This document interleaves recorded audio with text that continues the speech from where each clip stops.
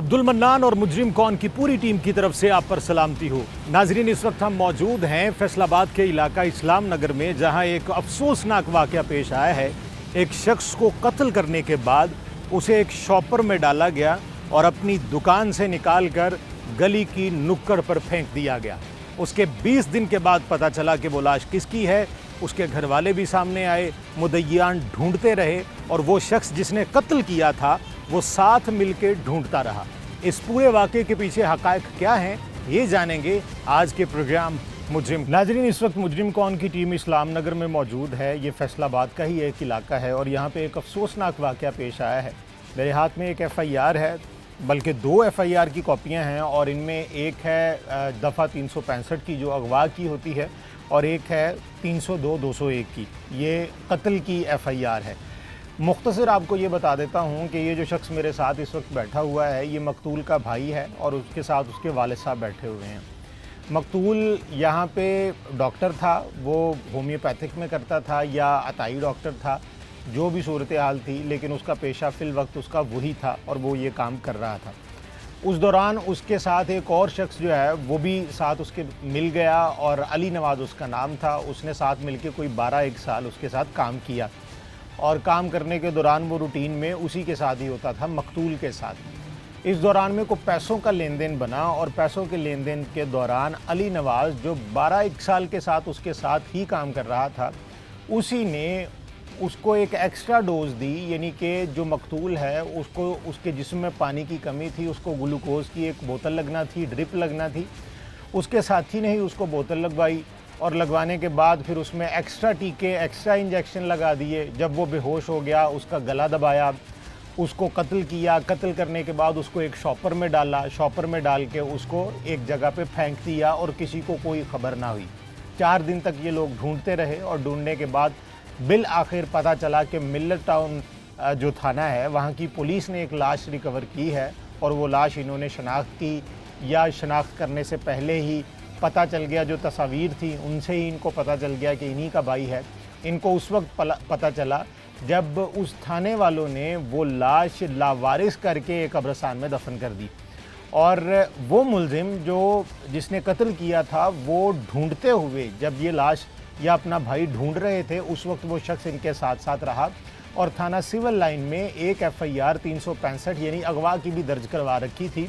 उसके ऊपर मज़ीद कोई कार्रवाई ना हुई थी। एज़ यूजुअल पुलिस जिस तरह से काम करती है वो उसी तरह से करती रही और अब तक की सूरत हाल ये है कि जितने भी बंदे पकड़े गए इस कत्ल की कार्रवाई में, वो सबको छोड़ दिया गया और मुबैना तौर पे इनका कहना ये है कि उन सब अफराद ने 10-10, 15,000, 5,000 जितने किसी ने दिए, पुलिस वालों ने उनसे उतने लिए और उनको वो छोड़ते गए। उसके बाद फिर इन्होंने क्या किया, किस तरह से इन्होंने अपना मुलजिम पकड़ा, किस तरह से इनको पता चला कि अली नवाज़ ही इनका मुलजिम है, ये सारी दास्तान आज हम आपके सामने इस प्रोग्राम में रखते हैं। और उसके बाद हम आपको जाए वक़ूआ पे भी लेके जाएंगे, वो जाए वक़ूआ जहाँ पे डॉक्टर मुनीर का कत्ल हुआ और वो जगह भी आपको दिखाएंगे जहाँ पे लाश फेंकी गई। उसके बाद फिर किस कब्रिस्तान में वो दफन है वहाँ पे भी आपको लेके चलेंगे और इसके साथ साथ जो थाना मिल्लत टाउन है उसकी पुलिस से भी हम बात करने की कोशिश करेंगे। फ़िलहाल हम इनके घर में मौजूद हैं। यहाँ पे हम जो मकतूल है मुनीर, उसके भाई के साथ हम बात करते हैं और उनके वालिद साहब के साथ बात करते हैं कि अब तक की जो कार्रवाई है पुलिस की, उससे ये लोग मुतमईन हैं या अभी तक जो कुछ हो रहा है वो सब हवा में है, उसकी कोई हकीकत नहीं है। जो कुछ भी पुलिस कर रही है वो सिर्फ़ एक नाम है, इसके अलावा और कुछ नहीं, और अभी तक इनको इंसाफ मिलता हुआ नज़र नहीं आ रहा। नाम क्या है आपका? रियाज साहब, मुझे ये बताएं कि कितने साल से आपका भाई बतौर डॉक्टर काम कर रहा था या शॉप बनाई थी उसने? सर 12 साल से क्लिनिक बना रखा था? हाँ जी। कहाँ पे? पहले हमारे घर में था, हाँ, फिर अली नवाज ने बना लिया। अच्छा, वो कहाँ पे बनाया? गाजियाबाद। गाजियाबाद में? हाँ जी। ठीक है, तो मुझे ये बताएं कि कोई कोर्स वगैरह किया हुआ था मुनीर ने? होम्योपैथिक का कोर्स किया हुआ था और शॉप भी उसने होम्योपैथिक की क्लिनिक बना रखा था। अच्छा, अब मुझे ये बताएं कि ये अली नवाज उसके साथ 12 साल से काम करता है, इस बात का आपको पता था? सर 12 साल तो रेगुलर होए ਉਹਦਾ ਦੋਸਤ ਹੈਗਾ ਵਾ रेगुलर ये दोनों इकट्ठे बहंदे हर जगह इकट्ठे जाते। घर आना जाना था उसका? ਸਾਡੇ ਆਉਣਾ ਜਾਣਾ ਸੀਗਾ, ਮੇਰੇ ਭਾਈ ਦਾ ਨਹੀਂ ਸੀ। ठीक है। अच्छा, उसके बाद फिर ये लॉकडाउन लग गया और लॉकडाउन में फिर वो क्लिनिक जो था वो बंद हो गया। ਕਲੀਨਿਕ ਉਦੋਂ ਉਹਨਾਂ ਨੇ ਬੰਦ ਕੀਤਾ ਸੀ ਸਰ। ਭਾਈ ਮੇਰਾ ਵੈਸੇ ਹੀ ਇਹਨੂੰ 500 ਡੇਲੀ ਦਿੰਦਾ ਸੀ। ਦੋਸਤੀ ਭਾਈ ਉਹਨੇ ਬਣਾਇਆ ਸੀ ਆਪਣਾ, ठीक है, ਅਲੀ ਨਵਾਜ਼ ਨੂੰ। ठीक है। अच्छा, उसके बाद फिर जब लॉकडाउन बंद हो गया, क्लिनिक बंद था, तो उस दौरान में फिर क्या किया मुनीर ने? कोई रोजी रोटी तो करनी थी उसने, तो उस दौरान फिर ਸਰ ਉਹ ਘਰ ਹੀ ਰਹਿੰਦੇ ਹੁੰਦੇ ਸੀਗੇ, ਭਾਈ ਵੀ ਤੇ ਨਵਾਜ਼ ਵੀ। ਮੈਂ ਡੇਲੀ ਆਪਣੇ ਭਾਈ ਨੂੰ 1000 ਰੁਪਈਆ ਦਿੰਦਾ ਹੁੰਦਾ ਸੀ, ठीक है, ਅਲੀ ਨਵਾਜ਼ ਨੂੰ ਡੇਲੀ 500 ਦੇਣਾ। ਠੀਕ ਮੈਂ ਹੈ। ਉਹਨਾਂ ਨੂੰ ਕਿਹਾ ਕਿਤੇ ਨਹੀਂ ਜਾਣਾ ਕਰੋਨਾ ਦਾ ਕਰਕੇ, ठीक है, ਤੁਸੀਂ ਡੇਲੀ ਮੇਰਾ ਆਪਣਾ ਫਰਨੀਚਰ ਦੀ ਸ਼ਾਪ ਹੈਗੀ ਆ, ਮੈਂ ਇਹਨੂੰ ਵੀ 500 ਦੇਣਾ, ਉਹਨੂੰ 1000 ਰੁਪਈਆ ਦੇਣਾ। ਪੂਰਾ 1.5 ਮਹੀਨਾ ਇਹ ਕੰਮ ਚੱਲਿਆ।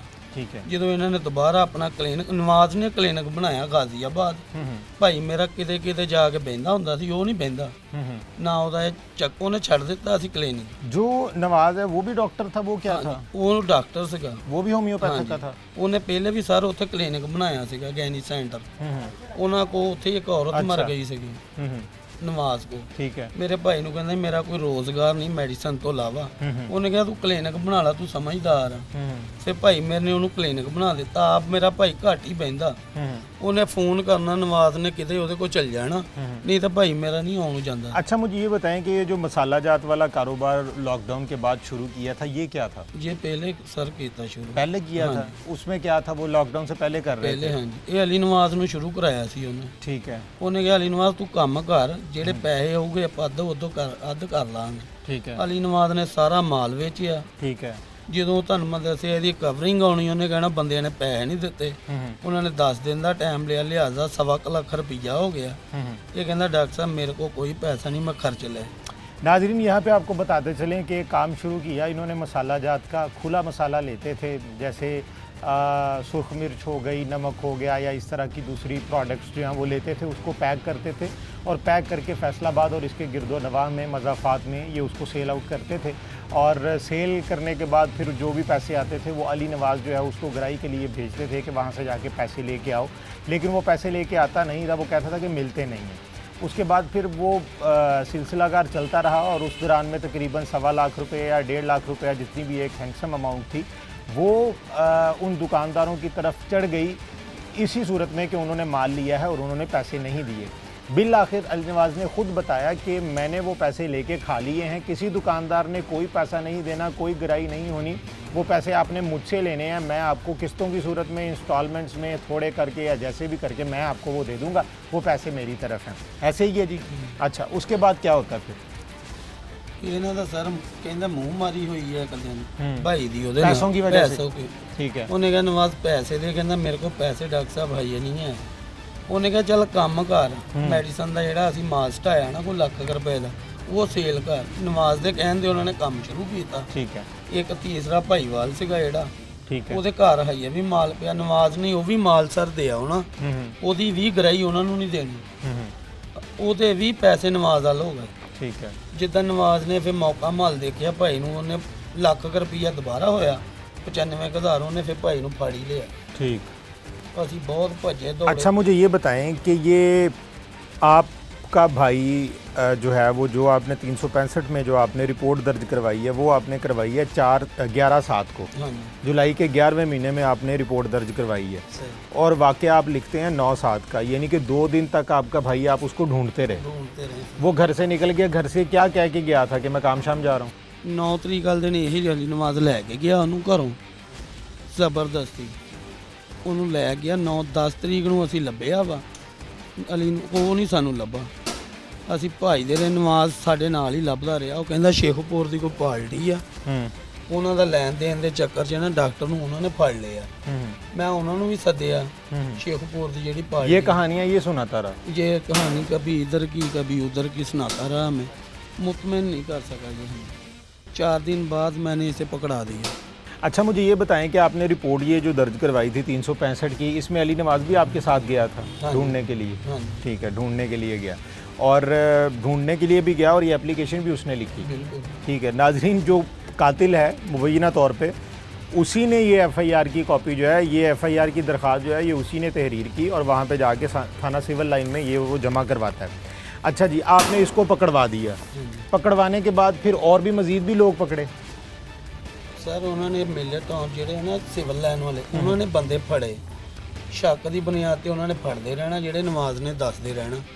ਉਹਨਾਂ ਨੇ ਉਹਨਾਂ ਕੋਲ ਪੈਸੇ ਲੈਣੇ ਆ, 5000 ਲੈ ਲਿਆ, 10000 ਲੈ ਲਿਆ, ਸਾਡੇ ਪੁੱਛੋਂ ਬਗੈਰ ਹੀ ਛੱਡੀ ਜਾਣ। ਮੈਂ ਕਹਣਾ ਸਰ ਕੀ ਕਾਰਵਾਈ ਕੀਤੀ ਹੈ?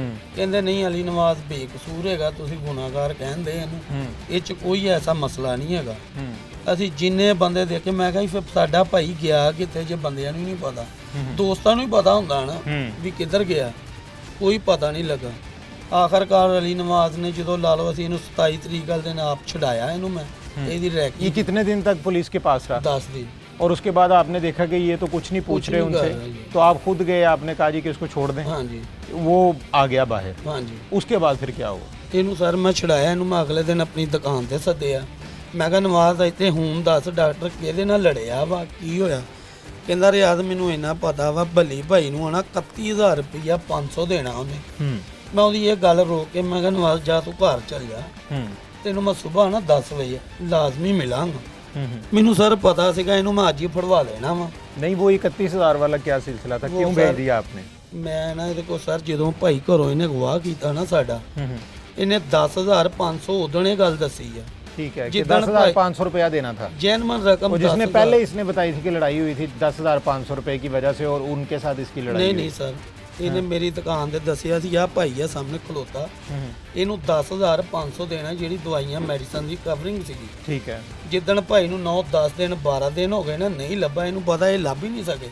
ਕਹਿੰਦਾ ਮੈਂ 31500 ਰੁਪਇਆ ਨਾ ਤੁਹਾਡੇ ਭਾਈ ਨੂੰ ਮੈਂ ਦੇ ਦਿੱਤਾ ਵਾ। ਮੈਂ ਕਿਹਾ ਨਵਾਜ਼ ਵਾਕਈ? ਕਹਿੰਦਾ ਮੈਂ ਉਹਨੂੰ ਇੰਨੇ ਪੈਸੇ ਦੇ ਦਿੱਤੇ ਆ। ਮੈਂ ਕਿਹਾ ਜਾ ਹੁਣ ਤੂੰ ਘਰ ਚੱਲ ਜਾ। ਇਹ ਜਦੋਂ ਸਰ ਘਰ ਚਲ ਗਿਆ ਮੈਂ ਨਾ ਮੁੜ ਗਈ, ਜਿੱਥੇ ਉਹਦਾ ਕਲੀਨਿਕ ਆ ਮੈਂ ਉਹਨੂੰ ਉੱਥੇ ਲੱਭਣ ਚਲ ਗਿਆ। ਮੈਂ ਉੱਥੇ ਲੱਭਣ ਗਿਆ, ਇਹਨੂੰ ਜਦੋਂ ਮੈਂ ਦੇਖਿਆ ਨਾ ਬਾਇਓਡੇਟਾ ਇਹਦਾ ਸਾਰਾ ਦੇਖਿਆ, ਮੈਨੂੰ ਪਤਾ ਲੱਗ ਗਿਆ ਨਵਾਜ਼ ਨੇ ਕਤਲ ਕਰ ਦਿੱਤਾ ਭਾਈ ਨੂੰ। आइडिया हो गया आपको? ਆਈਡੀਆ ਨਹੀਂ ਜੀ, ਪੱਕਾ ਸ਼ੱਕ ਹੋ ਗਿਆ ਸਾਨੂੰ ਇਹਦੇ ਤੇ। ਫਿਰ ਅਸੀਂ ਉੱਥੇ ਸਾਰੀ ਮਾਲੂਮਾਤ ਲਈ, ਬੰਦਿਆਂ ਨੇ ਸਾਨੂੰ ਦੱਸਿਆ ਭਾਈ ਤੁਹਾਡੇ ਦੇ ਇੱਧਰ ਕਾਬ ਬਣਿਆ, ਇੱਧਰ ਬਿੱਚੂ ਬਣਿਆ, ਉਹਦਾ ਨਾਮ ਮਨੀਰ ਆ ਜਿਹੜਾ ਕਤਲ ਹੋਇਆ, ਜਿਹਨੇ ਕਤਲ ਕੀਤਾ ਉਹਦਾ ਨਾਂ ਅਲੀ ਨਵਾਜ਼ ਆ। ਉੱਥੇ ਦੇ ਇਲਾਕੇ ਦੇ ਬੰਦੇ ਕਹਿੰਦੇ ਸਾਨੂੰ। ਅਸੀਂ ਜਦੋਂ ਸ਼ਨਾਖਤ ਕੀਤੀ ਵਾਕਈ ਸਾਡਾ ਉਹ ਭਾਈ ਸੀਗਾ। ਥਾਣੇ ਫਿਰ ਮਿਲੇ ਟਾਊਨ ਚਲ ਗਏ। तस्वीर देखी आप? हाँ जी। अच्छा। ਫਿਰ ਮੈਂ ਤਸਵੀਰ ਦੇਖ ਕੇ ਸਰ ਪਹਿਚਾਣ ਗਿਆ ਮੇਰਾ ਭਾਈ ਆ। ਫਿਰ ਅਸੀਂ ਉੱਥੋਂ ਥਾਣੇ ਸਿਵਲ ਲਾਈਨ ਚ ਕਾਲ ਕੀਤੀ ਆ 15 ਤੇ। ਉੱਥੇ ਮਦਰ ਫਾਨ SHO ਸਾਹਿਬ ਹੁਣੀ ਆਏ, ਅਲੀ ਨਵਾਜ਼ ਨੂੰ ਘਰੋਂ ਚੱਕ ਕੇ ਲੈ ਆਏ। ठीक है। ਉਹ ਸਰ ਅਸੀਂ ਆਪਣੀ ਰੈਕੀ ਨਾਲ ਫੜਾਇਆ, ਪੁਲਿਸ ਨੇ ਕੋਈ ਅਮਲ ਦਖਲ नहीं ਕੀਤਾ। वो उनका कोई कमाल नहीं। उनका कमाल ही कोई नहीं। अच्छा, उसके बाद ये पकड़ा गया। हाँ जी। तो उसके बाद इसने कोई एडमिट किया, माना कि मैं नहीं किया? ਇਹ ਕਹਿੰਦਾ ਜੀ ਮੈਂ ਹੀ ਉੱਥੇ ਜੋ ਕੀਤਾ, ਮੈਂ ਇਦਾਂ ਡ੍ਰਿਪ ਲਾਈ, ਉਹ ਚ ਇੰਜੈਕਸ਼ਨ ਪਾਏ। ये कहानी इसने किसको सुनाई? ਰਾਣਾ ਆਪਣੇ SHO ਸਾਹਿਬ ਹੈਗੇ ਮਜ਼ਰ ਫਾਨ, ਉਹਨਾਂ ਲਾਗੇ ਇਹਨਾਂ ਨੇ ਪੂਰੀ ਆਪਣੀ ਕਹਾਣੀ ਸੁਣਾਈ। ਅਸੀਂ 4 ਜਣੇ ਉੱਥੇ ਬੈਠੇ ਸੀ ਸਰ। ਕਹਿੰਦਾ ਮੈਂ ਉਹਦੇ ਡ੍ਰਿਪ ਲਾਈ ਆ, ਡ੍ਰਿਪ 'ਚ ਮੈਂ ਵਾਲੀਅਮ 10 ਦੇ 2 ਟੀਕੇ ਪਾ ਦਿੱਤੇ, ਉਹ ਬੇਹੋਸ਼ ਹੋ ਗਿਆ। ਬੇਹੋਸ਼ ਹੋਣ ਤੋਂ ਬਾਅਦ ਉਹਦੇ ਮੂੰਹ ਤੇ ਛਾਪਰ ਚੜਾ ਦਿੱਤਾ। ਮੈਂ ਫਿਰ ਮੁੜ ਕੇ ਰੱਸੀ ਬੰਨ੍ਹ ਦਿੱਤੀ ਉਹਦੇ ਗਲ 'ਚ ਤੇ ਪੈਰਾਂ ਨੂੰ ਮੋੜ ਕੇ। ਕਹਿੰਦਾ ਜਦੋਂ ਮਰ ਗਿਆ ਮੈਂ ਏਡੇ ਤਰੀਕੇ ਨਾਲ ਕਹਿੰਦਾ ਗੱਤਾ ਲਵੇੜ ਕੇ ਛਾਪਰ 'ਚ ਪਾ ਕੇ ਸਰ ਮੇਰੇ ਕੋਲ ਦੱਸ ਨਹੀਂ ਹੁੰਦਾ।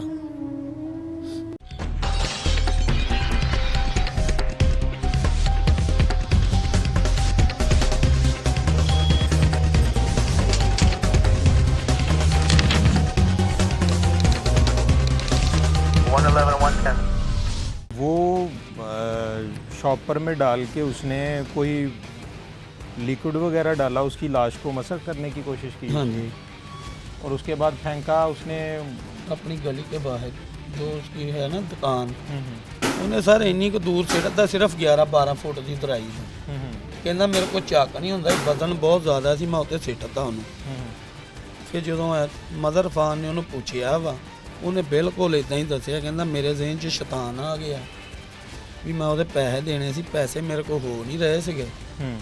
ਮਜ਼ੀਦ ਇਹਦੇ ਕੋਲ ਜਿਹੜੇ ਸੀਗੇ ਮੈਂ ਉਹ ਵੀ ਰੱਖੇ। ਇਹ ਉਹਦਾ ਮੇਰੇ ਭਾਈ ਦਾ ਮੋਬਾਈਲ ਲੈ ਕੇ ਵੀ ਸਰ ਫਿਰਦਾ ਰਿਹਾ ਵੀ ਮੈਨੂੰ ਸ਼ੱਕ ਨਾ ਹੋਵੇ। ਜਦੋਂ ਅਸੀਂ ਡੇਟਾ ਵੀ ਪੁਲਿਸ ਏਡੀ ਨਾ ਹੈਗੀ ਸਮਝਦਾਰ, ਅਸੀਂ ਡੇਟਾ ਵੀ ਆਪਣੇ ਪੈਸਿਆਂ ਦਾ ਇਹਨਾਂ ਨੂੰ ਕਢਾ ਕੇ ਦਿੱਤਾ। अच्छा, डाटा भी इन्होंने? ਨਹੀਂ ਇਹਨਾਂ ਦਾ ਜੀ ਹੋਇਆ ਹੀ ਕੁਛ ਨਹੀਂ ਇਹਨਾਂ ਕੋਲ। सही। ਜੇ ਅਸੀਂ ਜਾਂਦੇ ਸੀਗੇ ਸਾਜਦ ਸਾਹਿਬ ਹੁਣਾਂ ਕੋਲ, ਉਹ ਕਹਿੰਦੇ ਸੀ ਸਾਹਿਬ ਹੈ ਨਹੀਂ, ਸਾਹਿਬ ਕੋ ਜਾਈਦਾ ਸੀ, ਸਾਜਦ ਨਹੀਂ ਹੈਗਾ ਸੀ। ਮੈਂ ਕਿਹਾ ਜੇ ਤੁਸੀਂ ਕਾਰਵਾਈ ਕਰਦੇ ਸ਼ਾਇਦ ਸਾਡਾ ਭਾਈ ਬਚ ਹੀ ਜਾਂਦਾ। ਇਹਨਾਂ ਨੇ ਬਰਲ ਕੋਈ ਕਾਰਵਾਈ ਨਹੀਂ ਕੀਤੀ। ਆ ਦੇਖ ਲਓ ਤੁਸੀਂ, ਉਹਨੇ ਨਾਮਜ਼ਦ ਤੱਕ ਨਹੀਂ ਬੰਦਾ ਕੀਤਾ।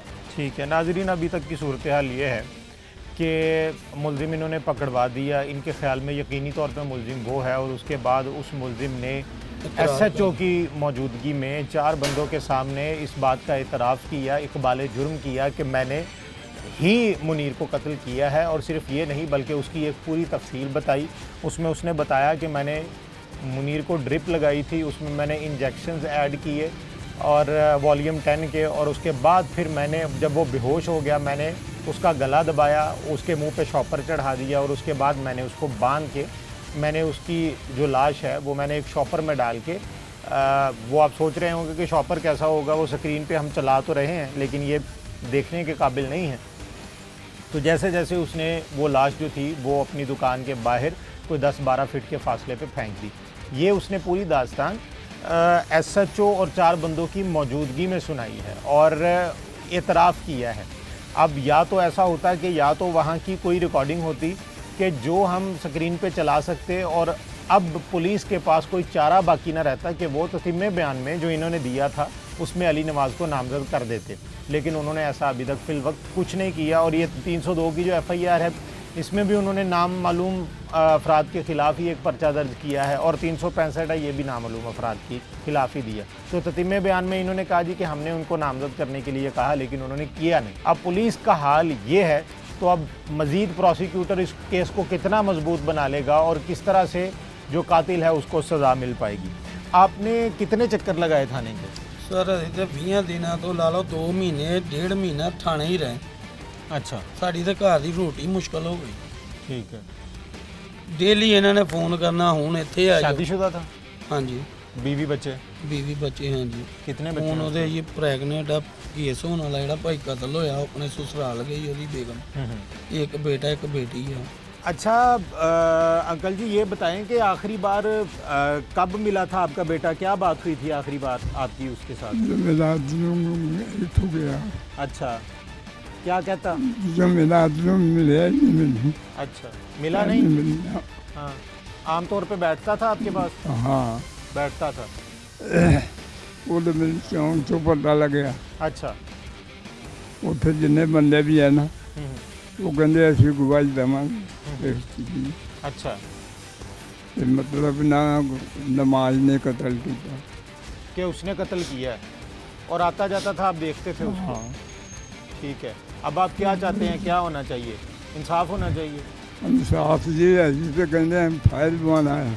अच्छा। सीधी गल है, हाँ, पैसों की कोई बात नहीं, हाँ। मैं तो उन्हें फाइल। नाजरीन, ये एक मुख्तसर सी दास्तान है जो हमने आपके सामने रखी है। अब हम जाए वकुआ पे जाते हैं, और उससे पहले जो बच्चे की ये जो मकतूल है इसकी वालदा हैं, इनके साथ हम बात करते हैं, और उसके बाद हम जाए वकुआ पे भी जाएंगे, कब्रिस्तान में भी जाएंगे, और उसके बाद हम कोशिश करते हैं कि पंजाब पुलिस के जो थाना मिलर टाउन का SHO है उससे भी हम बात कर सकें। आमतौर पे पुलिस जो है वो हमारे सामने मौक़िफ़ दे नहीं रही, लेकिन फिर भी हम पूरी कोशिश करेंगे कि वहाँ पे जाके हम थाना मिलर टाउन के SHO से भी मौक़िफ़ लें। और अभी फ़िल वक्त हम इन जो मकतूल है उसकी वालदा से भी बात करते हैं। नाज़रीन, इस वक्त मकतूल की वालदा हमारे साथ मौजूद हैं, और इनके कुछ रुफ़क़ा हैं, और उन्होंने इस सारे केस में इस केस की पैरवी भी की है, और ये भी इस चीज़ के भी ऐनी शाहिद हैं कि जब SHO के सामने मुलजिम ने इकबाल जुर्म किया तो ये उस वक्त वहाँ पे मौजूद थे, इनके सामने ही उसने इकबाल जुर्म किया है। और उनकी तरफ से एक और कहानी भी आ रही है सामने, वो हम बाद में डिस्कस करेंगे, लेकिन अभी मकतूल की वालदा हमारे साथ मौजूद हैं, उनके सामने माइक करें। माँ जी, आखिरी वारी मुनीर तुहाडे नाल जदों मिल के गया सी, की गल होई सी? कुछ भी नहीं, लस्सी पी के गया, कहना अच्छा। आ के रोटी खावांगा, ते आ के खावांगा, चल गया। आया नहीं फिर? ਤੇ ਉਹਦੀ ਕੋਈ ਲੜਾਈ ਝਗੜਾ ਜਿਹੜਾ ਅਲੀ ਨਵਾਜ਼ ਦੇ ਨਾਲ ਹੋਇਆ ਸੀ ਘਰ ਆ ਕੇ ਦੱਸਦਾ ਸੀ? नहीं कोई भी नहीं, कोई कभी नहीं भी दस- नहीं दसिया। ਅੱਛਾ, ਤੁਸੀਂ ਜਾਣਦੇ ਹੋ ਅਲੀ ਨਵਾਜ਼ ਨੂੰ? ਪੁਰਾਣਾ ਇਹਦੇ ਨਾਲ ਹੈ? हाँ ਪੁਰਾਣਾ ਜਾਣਦੇ ਹੋ? हाँ ਅੱਛਾ, ਤੇ ਇਹ ਬਾਅਦ ਚ ਜੋ ਕੁਝ ਵੀ ਉਹਦੇ ਨਾਲ ਕੀਤਾ ਇਹ ਵੀ ਤੁਹਾਨੂੰ ਕਨਫਰਮ ਦੀ ਯਕੀਨ ਹੋ ਗਿਆ ਕਿ ਉਹਨੇ ਹੀ ਕੀਤਾ? उन्हें कीता जो कीता। ਸਹੀ। ਕੀ ਹੋਣਾ ਚਾਹੀਦਾ? ਸਜ਼ਾ ਮਿਲਣੀ ਚਾਹੀਦੀ ਹੈ ਉਹਨੂੰ? ਮਾਫ ਕਰੋਗੇ? ਕੀ ਕਰੋਗੇ? माफ नहीं उन्हें करना।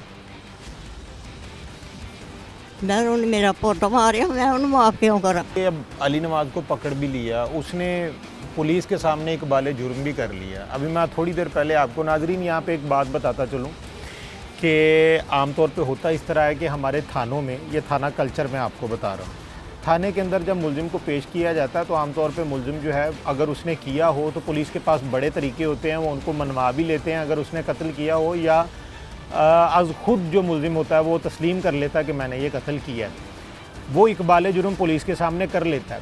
लेकिन होता क्या है कि बिफ़ोर दी पुलिस, अगर पुलिस के सामने कोई मुलजिम इकबाल जुर्म करता है तो उसकी अदालत में कोई हैसियत नहीं है। पुलिस अपनी तफ्तीश में ये तो लिख सकती है कि मुलजिम ने इस बात का इतराफ़ किया है कि मैंने ये कत्ल किया है, मुलजिम ने जो बयान दिया है उसकी तायद में हमने उसकी वेरिफिकेशन भी की है, उसकी वेरिफिकेशन के मुताबिक हमने आला कत्ल भी जो है वो बरामद कर लिया है, हमने वो गवाह भी देख लिए हैं, हमने वो जगह भी देख ली है, जाए वकूआ भी हमने लाश शनाख्त भी कर ली है, हमने वो तमाम तर काम जो इस कार्रवाई का हिस्सा होना चाहिए थे हमने वो किए हैं ताकि हम तस्दीक कर सकें कि जो मुलजिम बयान दे रहा है इकबाल जुर्म की सूरत में ये सही है या नहीं। ये सारी बात वो अपनी तफ्तीश का हिस्सा बना के अदालत में जमा करवा सकते हैं। लेकिन अदालत में इकबाल जुर्म एडमिसिबल नहीं होता, अदालत उसको तस्लीम नहीं करती अनटिल अनलेस के मुलजिम जो है वो अपने जज के सामने जाके इस बात का इतराफ़ ना कर दे कि मैंने ये जुर्म किया है। और उसके बाद अदालत की भी रिस्पॉन्सिबिलिटी होती है कि उसको वेरीफाई करे कि आया इसने किया भी है या नहीं। अब वो कार्रवाई जो पंजाब पुलिस के थाना जो है मिल्लत टाउन उसके SHO के सामने जो हुई है उसका कोई रिकॉर्ड नहीं है।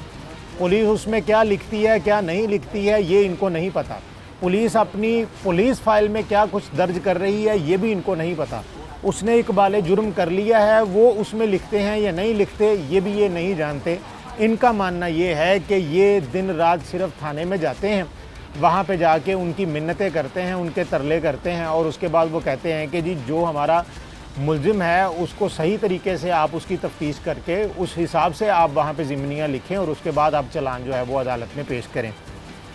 अब ये सारी सूरत हाल जो आपके सामने ऑफिस में जो भी बात हुई थी उसने इकबाल जुर्म किया था उसकी कोई रिकॉर्डिंग वगैरह नहीं हुई? नहीं उसकी रिकॉर्डिंग नहीं हुई। उसने जो सारी बात की है उधर तकरीबन हम 12 लोग मौजूद थे और उसमें तकरीबन 5 से 6 पुलिस ऑफिसर भी मौजूद थे। अच्छा। SHO साहब की मौजूदगी में जब उन्हें सारी बात की तो हमारा एक कज़न शहजाद नाम, उसने कहा कि हम इसकी वीडियो या ऑडियो रिकॉर्ड ले लें ताकि हम घर जाके बता सकें या अपने मोहल्ले में बता सकें। तो पूछे तो उन्होंने कहा जी अभी रिकॉर्डिंग मैं आपको जो दोबारा कर दूँगा, अभी सिर्फ आप बात सुनें। अच्छा। यानी कि रिकॉर्डिंग वगैरह नहीं की, लेकिन इतने बंदों की मौजूदगी में उसने सारा अपना वाक़या बताया कि कैसे कैसे मैंने उसे मारा है और किस वजह से मारा है। ठीक है, वजह भी बता दी उसने? जी वजह भी बता दी है कि मैं सिर्फ कि मेरे जहन में शैतान आया, मैंने कुछ उसके पैसे देने थे। असल में वो उसके साथ काम कर रहा था तो उसके पैसे देने थे और काम वो प्रॉपर तरीके से नहीं कर पा रहा था। ठीक है। तो अब जो भी बंदा किसी के पास काम कर रहा हो तो अगर उससे पैसे भी लिए हों तो उसकी डिमांड होती है या तो आप ठीक तरह काम कर लो, अगर नहीं काम करना मेरे पैसे वापस कर दो। पैसे वापस कर दो, काम छोड़ दो। हमारे भाई ने सिर्फ यही डिमांड की कि भाईजान अगर आपने काम नहीं करना, उसका तकरीबन 12-15 साल का ताल्लुक था उसके साथ। उसने कहा कि अगर आप नवाज साहब काम नहीं कर सकते तो आप हमारे पैसे वापस कर दें। तो इसी वो कह रहा है कि सिर्फ इसी बात से मेरी जहन में शैतान आया तो मैंने इसको ना गया, मैं कभी मौका है। अच्छा, अब मुझे ये बताएं कि पंजाब पुलिस जो है वो जिस तरह से उसने बयान लिखा था वो उन्होंने उसी तरह से दर्ज किया उसका? असल में ये बात है कि हम कानून को इतना जानते नहीं हैं, जैसे कि रियाज भाई को भी इतना नहीं पता। हमारा सिर्फ जहाँ तक हम हो सके हम जाते हैं, अभी सुबह बुलाएं शाम बुलाएं, जब अगर नहीं भी बुलाए बिन बुलाए भी हम जाके 2-2 घंटे तक पुलिस स्टेशन बैठे रहते हैं पुलिस अफसर के वेट में। लेकिन वो जो लिख रहे हैं क्या नहीं लिख रहे, हमें सिर्फ एक बात कही जाती है कि हम अपनी तफ्तीश कर रहे हैं तो आपको इंशाल्लाह बताते हैं। और ये नहीं बताते कि आप अपनी तफ्तीश में जो ज़िम्नियाँ लिखते हैं उनमें आप क्या लिख रहे हैं, ये नहीं बता रहे हो? ये नहीं बता रहे। ठीक है नाज़रीन, ये यहाँ की सूरत हाल है। अब हम जाए वकूआ पे जाते हैं और उसके बाद आपको उस कब्रिस्तान में भी लेके चलेंगे जहाँ पे इस मुलजिम की कब्र है, क्योंकि इनको तो पता ही नहीं चला था कि हमारा जो भाई या बेटा है उसको कत्ल कर दिया गया है और वो इस वक्त किसी कब्रिस्तान में दफन भी है। तो वहाँ पे चलते हैं और वो भी आपको जाके विज़िट करवाते हैं और उसके बाद हम पुलिस से भी बात करने की कोशिश करेंगे ताकि पुलिस भी अपना मौक़िफ़ दे सके।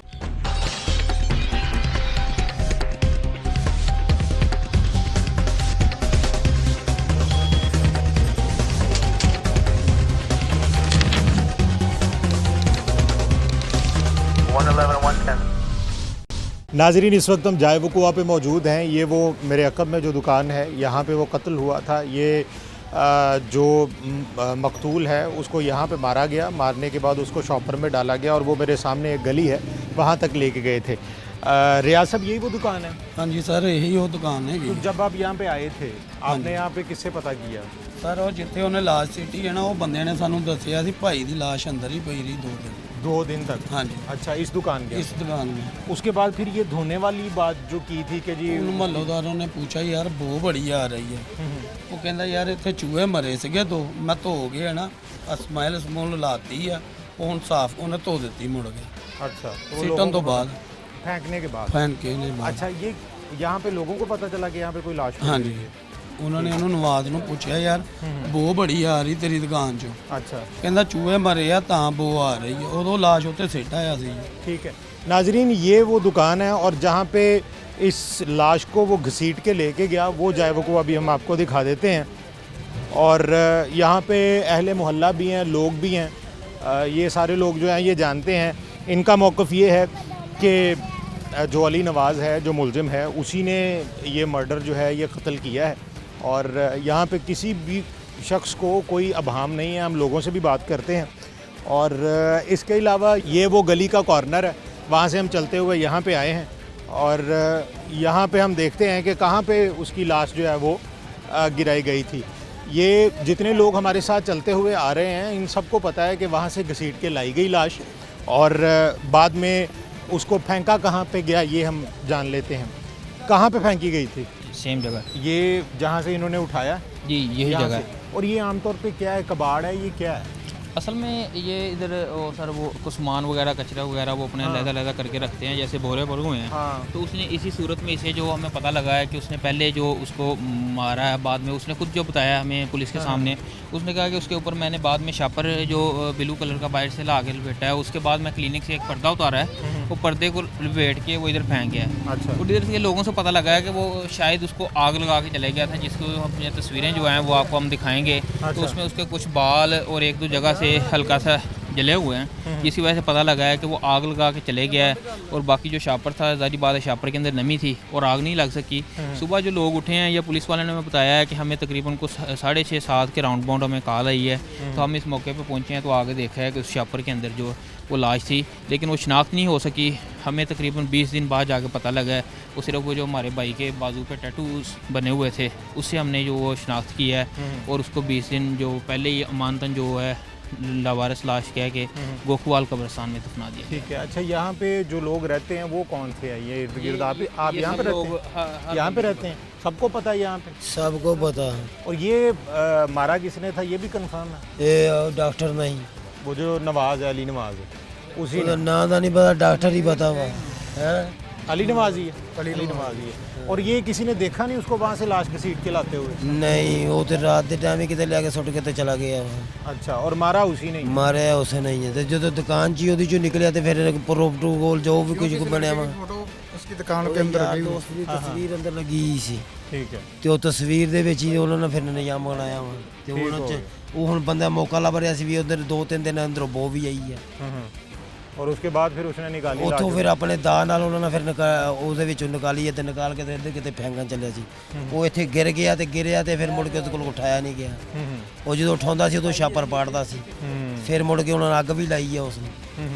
लेकिन वो बात नहीं बनी? नहीं फिर बनी। यहीं पे फेंका और निकल ਇਹਨੇ ਫੈਂਕਾ ਤੇ ਮੁੜ ਕੇ ਇਧਰੋਂ ਇੱਕ ਟਰਾਲੀ ਆ ਰਹੀ ਸੀ ਮਿੱਟੀ ਫੈਂਕਣ ਵਾਸਤੇ ਇਧਰ गया। हाँ, ਤੇ ਉਹਦੀ ਲਾਈਟ ਪਈ ਆ ਤੇ ਉਹਨਾਂ ਫਿਰ ਦੇਖ ਕੇ ਤੇ ਛੋੜ ਕੇ ਤੇ ਨੱਠ ਗਿਆ ਉਹ ਜਿਹੜਾ। ठीक हो गया, उनको वो छोड़ के बाहर। हाँ, सही है। नाजरीन, यहाँ पे आप देख रहे हैं कि ये जो लोगों का मजमा लगा हुआ है, ये सब लोग जानते हैं कि अली नवाज ही इसका कातिल है। और ये जो जगह है, ये दाएं तरफ ये आप देखें तो इस जगह पे ये जो मिट्टी डाली गई है, यहाँ पे उसकी लाश पड़ी थी।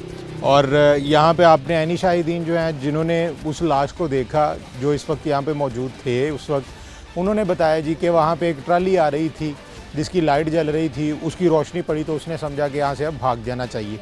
उसके बाद जो मकतूल है, मकतूल एक बॉडी बिल्डर सा आदमी था, उसका वज़न भी था अच्छा खासा, उसको उठाना इतना आसान नहीं था। और उसने उसकी लाश को डाला था एक शॉपर में, तो वो उठाता था तो वो फटता था। अब जितनी बार भी वो गिरा, एक बार गिरा उसके बाद उसको उठाता था तो वो शॉपर फटने का खदशा था, जिसकी वजह से उसने यहाँ पे जो बोरे पड़े हुए हैं ये आमतौर पे कचरे के ही हैं। यहाँ पे लोग इसको अलग-अलग करते हैं या जो भी इनका काम है, तो इन्हीं बोरों में उसने उस लाश को भी रख दिया। जब अगले दिन सुबह लोग उठे, उन्होंने देखा तो यहाँ पे एक बंदे की लाश थी, तो उन्होंने पुलिस के साथ रब्ता किया। तो थाना मिल्लर टाउन जो है उन्होंने आके उसको यहाँ से रिकवर किया और उसके बाद उन्होंने उसको दफना दिया। उसके बाद फिर को 15-20 दिन की कार्रवाई के बाद पता चला कि ये बंदा कौन है, इसके रिलेटिव्स कौन हैं, और वो शख्स जो डॉक्टर है वो इतने दिनों में इस बंदे को कत्ल करने के बाद जो इसके लवाहिकीन है उनके साथ मिलके इसको ढूंढता रहा। मतलब को 15-20 दिन तक वो इनके साथ ही लगा रहा कि जी मैं भी आपके साथ मिलके उसको ढूंढता हूँ कि वो कहाँ पे है। यहाँ तक कि जो 365 की पहली FIR दर्ज हुई है थाना सिविल लाइन में, उसकी जो एप्लीकेशन लिखी है वो भी अली नवाज़ ने खुद लिखी है, और लिखा ये है कि किसी ने उसको अगवा कर लिया, लिहाजा उसको ढूंढा जाए, वो मिल नहीं रहा। अली नवाज़ ही उस एप्लीकेशन को लिखने वाला थाना सिविल लाइन में देते हैं, वहाँ पे 365 की FIR दर्ज होती है। उसके बाद लाश यहाँ से मिलती है और तफ्तीश के बाद और मज़ीद जो रैकी जो रियाज साहब ने, जो इसके कंप्लेनेंट हैं, जो मकतूल के भाई हैं, उन्होंने जब इसकी रैकी वगैरह की इसी अली नवाज़ की, तो उनको पता चला कि बंदा मारा ही, जो मेरा भाई है वो मारा ही अली नवाज़ ने है। उसके बाद दोबारा अगले दिन की कराची की टिकट थी, अली नवाज़ भागने वाला था, एक दिन पहले पुलिस ने उसको गिरफ़्तार किया और अब वो इस वक्त हिरासत में है।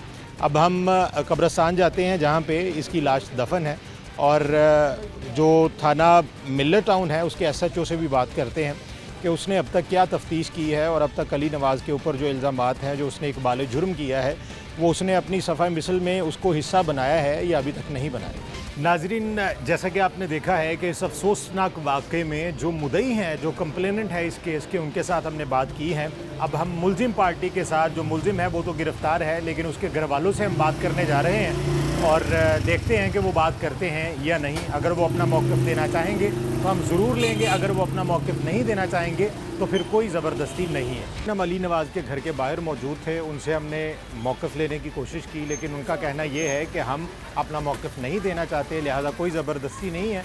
हम जाए वक़ूआ पे जाएंगे और वहाँ पे आपको जाके विज़िट करवाते हैं और उसके बाद हम पंजाब पुलिस से बात करने की कोशिश करेंगे कि वो इस पे क्या अपना मौक़िफ़ देते हैं। इस वक्त हम कब्रिस्तान में मौजूद हैं और इस वक्त जो मेरे सामने ये कब्र है ये उसी शख्स की है जिसे बेईमाना तौर पर कत्ल किया गया है, और अली नवाज़ जिसने इसको कत्ल किया वो इस वक्त हवालात में बंद है। लेकिन अभी तक जो मुकम्मल एविडेंस है, जो सबूत हैं, जो एतराफ़ी बयान हैं, वो अदालत में जमा होना बाकी है। लेकिन पंजाब पुलिस की जानिब से अभी तक कोई ऐसी अच्छी खबर नहीं मिल सकी कि जिससे ये साबित हो कि उन्होंने अपनी तफ्तीश में इतना प्रोसिक्यूशन का इतना स्ट्रॉन्ग केस बना दिया है कि अब मुलजिम को सज़ा होगी। रियाज साहब, आपने जब रब्ता किया थाना मिल्लर टाउन से, तो उन्होंने, उनका कोई अहलकार आया आपके साथ? हाँ जी सर, उन्होंने एक मुलाजम आया, उन्हें सानू आ कबर दिखाई। उसने कहा ये है? हाँ जी, उन्हें कहा यार ਤੁਹਾਡਾ ਭਾਈ है ਜਿਹਦੇ ਟੈਟੂ बने हैं ना, तो शनाख्त किया है ਉਹਦੀ है कबर। अच्छा, और उसके बाद को कब्र कुशाई के हवाले से आपने कोई बात की उनसे? ਅਸੀਂ ਰਾਣਾ ਅਕਰਮ ਸਾਹਿਬ ਉਹਨਾਂ ਨੂੰ ਪੁੱਛਿਆ ਜੀ ਕਬਰ ਕਸ਼ਾਈ ਕਰਾਉਣ ਦੇ, ਉਹ ਕਹਿੰਦੇ ਬੁਰੇ ਹਾਲਾਤ ਹੀ ਉਹਨਾਂ ਦੇ ਇੰਨੇ ਸੀਗੇ, ਟੁਕੜੇ ਇਦਾਂ ਜਿੱਦਾਂ ਛਾਪਰ 'ਚ ਪਏ ਇਦਾਂ ਅਸੀਂ ਦਫਨਾਤਾ, ਤੁਸੀਂ ਸਾਡੇ ਤੇ ਯਕੀਨ ਕਰੋ ਕਬਰ ਕਸ਼ਾਈ ਨਾ ਕਰਾਓ। अच्छा, ਅਸੀਂ DNA ਵਾਸਤੇ ਉਹਦੀਆਂ ਦਿੱਤੇ ਨੇ, ਪੋਸਟਮਾਰਟਮ ਦੀ ਰਿਪੋर्ट ਵੀ ਉਹਨਾਂ ਕੋਲ ਆ ਗਈ ਆ ਹੁਣ ਤਾਂ। ठीक है। ਅਸੀਂ ਇਸ ਲਈ ਫਿਰ ਡੀਓ ਕਰਾਇਆ और ही जो फॉरेंसिक की DNA के लिए उन्होंने रिपोर्ट भेजी थी वो नहीं आई अभी? वो नहीं अभी आई। ठीक है जी। और नाजरीन, ये अब तक की सूरत हाल है। हमने आपको सारा वाक़या भी बताया, हमने जो मुल्ज़िमान थे उनकी साइड से हमने उनको उनका मौक़िफ़ लेने की कोशिश भी की। हम आपको जाए वक़ूआ पे भी लेके गए कि कहाँ से ये मर्डर हुआ और किस तरह से लाश जो है वो गली की नुक्कड़ पे फेंकी गई। उसके बाद हम अब इस वक्त जो है वो कब्रिस्तान में मौजूद हैं, और ये जब सारा वाक़या हो गया, इन्होंने अपनी तफ्तीश मुकम्मल कर ली, तो उसके बाद फिर उन्हें ये कब्र दिखा दी गई कि ये आपके भाई की कब्र है। यानी कि 20 दिन की मुशक्क़त के बाद उनके सामने अपने भाई की एक कब्र आई है, और इसके बावजूद अभी तक जो मुल्ज़िम है वो उनके पास मौजूद है। पुलिस अपनी तफ्तीश में क्या लिख रही है ये इनको नहीं मालूम, ये नाकानून जानते हैं, ये सिर्फ जाते हैं और जाने के बाद जो कुछ इनसे सवाल किए जा सकते हैं वो करते हैं, और वो आगे से यही जवाब देते हैं कि जी तफ्तीश कर रहे हैं। मुल्ज़िम का पास होना और इसके बावजूद उसकी तफ्तीश ना किया जाना, ये एक बहुत बड़ा सवालिया निशान है। पंजाब पुलिस से हम बात करने की कोशिश करेंगे और उसके बाद हम जानेंगे कि अब तक तफ्तीश जो है वो कहाँ तक पहुँची। नाज़रीन, इस वक्त हम थाना मिल्लर टाउन के बाहर मौजूद हैं और हमने एसएचओ से बात करने की कोशिश की है बारहा, लेकिन कोई राब्ता नहीं हो सका। और केस के हवाले से भी बताने की कोशिश की कि ये केस है, इस पर आप बात करना चाहते हैं तो आप अपना इजहार ख्याल कीजिए, उस पर मौक़िफ़ दीजिए। लेकिन ये एक हटदर्मी है जो पूरे पंजाब में देखी जा रही है कि मीडिया को किसी किस्म का मौक़िफ़ नहीं दिया जाता। अब इस केस की सूरत हाल ये है कि इस केस में अभी तक मुलजिम के ख़िलाफ़ जो एविडेंस इकट्ठे हुए हैं उनको शामिल तफ्तीश करने के बाद उसको तफ्तीश का हिस्सा बनाया गया है या नहीं, मिसल का हिस्सा बनाया गया है या नहीं, इसका किसी को पता नहीं है। जो कंप्लेनेंट है वो भी यहाँ पे आया है और बारहा आते हैं। वो उनका कहना है 1 महीना 1.5 महीना तो हम उसी थाने में मौजूद रहे हैं, हमें कभी कहा जाता है अब चले जाएं, कभी साहब नहीं है, इस तरह के बहानों से टाल दिया जाता है। और उसके बाद सही बात चल क्या रही है, होगा क्या, वो मुलजिम जो है वो कैफरे किरदार तक पहुँचेगा भी या नहीं, वो जो मिसल है वो अदालत में जब पहुँचेगी तो उसका कोई असर भी होगा या वो कुछ दिनों के बाद ही मुलजिम जो है वो बाहर आ जाएगा, इसका किसी को कुछ पता नहीं है। ये एक बहुत बड़ा सवालिया निशान हमारे कानून नाफिज करने वाले इदारों पर भी है कि इस तफ्तीश में आखिरकार क्या मुलजिम अपने अंजाम को पहुँचेगा या नहीं। ये एक बहुत बड़ा सवालिया निशान है जिसका जवाब आने वाले वक्त में मिलेगा।